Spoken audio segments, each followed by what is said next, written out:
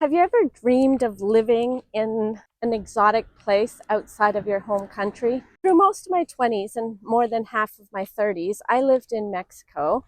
And then in my late 40s, I returned to live in Mexico. And I'm here to share with you my experiences of the pros and cons of living in a different country.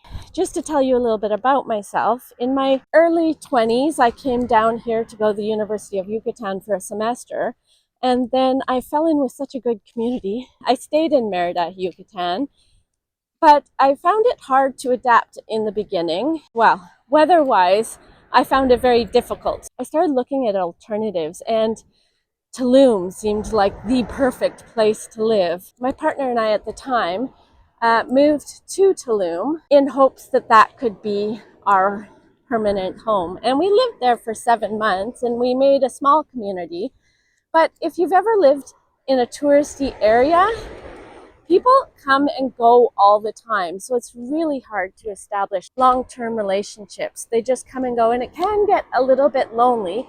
Even though we were hanging out with locals, even the locals we were hanging out with would sometimes move to different locations for a few months. They would follow the tourism and then they would come back to Tulum. And so for me, for a long-term place to live, I didn't love that option because I kind of wanted to establish my life. It felt like everybody was moving on but me. So then next we tried San Cristobal de las Casas, and I fell in love with San Cristobal de las Casas. It was a mountain village just on the border of Guatemala, and the culture was so unique. That's one thing about Mexico that I absolutely love.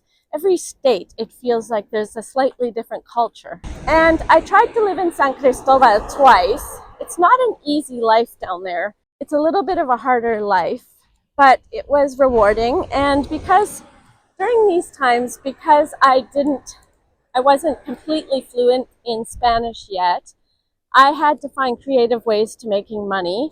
So we would make and sell jewelry in the markets.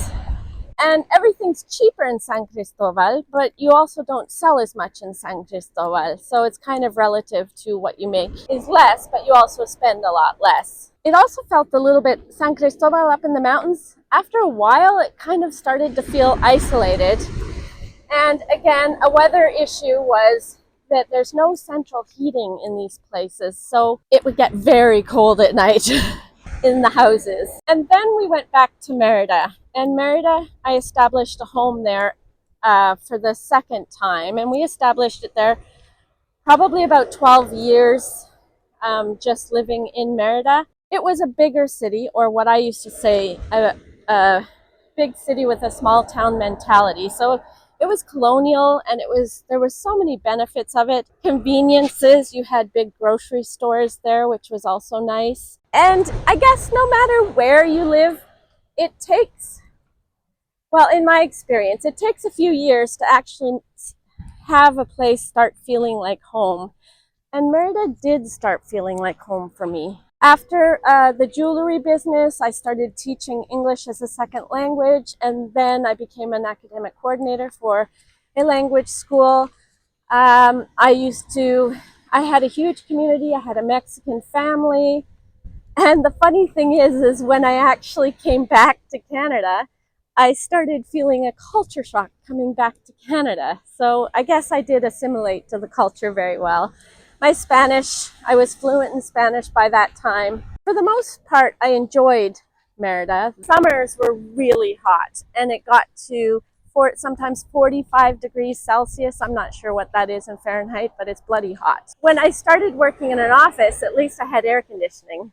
I didn't have air conditioning at home. Living in any place, if you get into the routine long enough without change, I start feeling like I'm in a rut.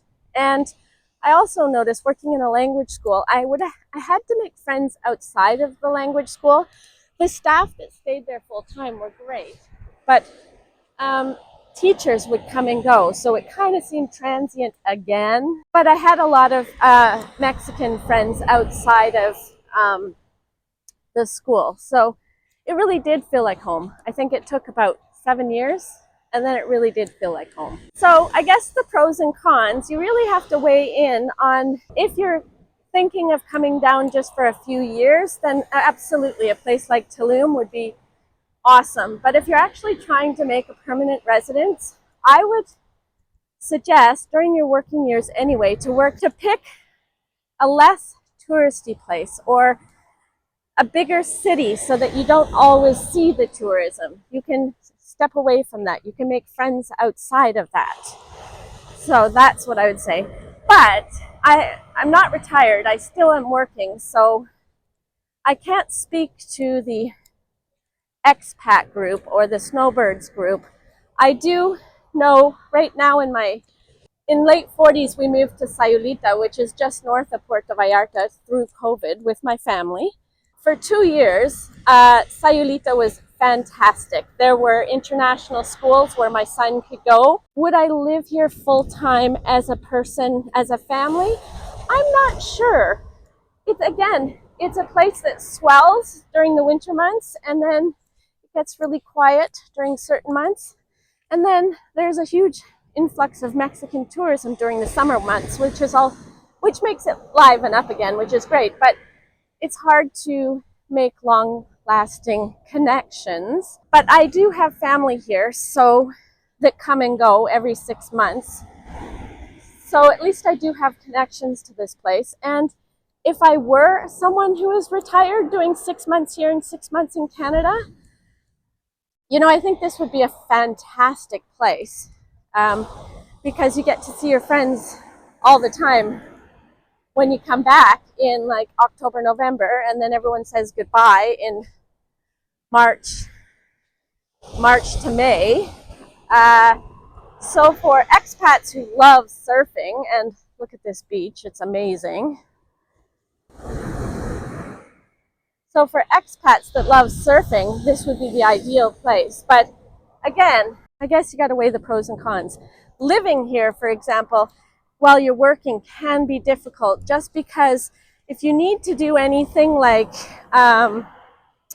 get your Mexican driver's license or get a voting credential or anything to do with government, you have to hop in the car and go to Puerto Vallarta. Sometimes you can make an appointment, or I think you can make an appointment, but it kind of takes a whole day. So you'd have to take a whole day off work to do any government bureaucracy. If we want to do big box grocery stores just to stock up on some things, you got to drive into Puerto Vallarta. And if you really wanted to go to Costco, it takes, I don't know, like an hour and a half to get there. If you just want to go to a bigger grocery store, it's about 45 minutes away. So you have to think about those things. If you're a retired person, it would be no big deal. I found that because I was working every day, it was very hard for us to do other things. I never got around to renewing my driver's license or getting my credencia de elector because it just would take a full day. And that's if you had all your papers with you. I'd love to hear in the comments below if you've lived somewhere else and what has worked for you and what hasn't worked for you. The other hard thing when I was living in Merida, I had a great Mexican community and all my friends and everyone just accepted me as a person. But every time I walked out on the streets, I was always treated like a tourist, and it got really exhausting. And because I was so proud to call Merida my home at that time, it was a little frustrating that people didn't recognize that I was from Merida, because I considered myself from Merida. 13 years, so that's something. We have come down to visit my sister in Sayulita, and I often ponder, do I want to come back down to live in Mexico? Probably not until my son finishes grade 12 in Canada. We don't want to move him around too much. And if I did, where would I go? Sayulita is super expensive. It doesn't reflect the prices in Mexico. And I'm not sure. I do love, like, Rincon de Guayabitos is so much more Mexican culture. I love that place. I'm not sure where I would want to go. And I'm not sure if I'd want to live on a beach full time. It's really funny. When we first arrived on the beach here, we went by, like, well, what I call surfing, not really, trying to surf, like every day. And I felt so excited that I went right from my office to surfing. It was awesome. And then after about 6 months of doing that, we rarely went swimming in the ocean again. It was just a normal thing. We stopped going in the ocean. Canada has benefits. The summers in Canada are amazing. I love living in the summers in Canada. And maybe we do a thing where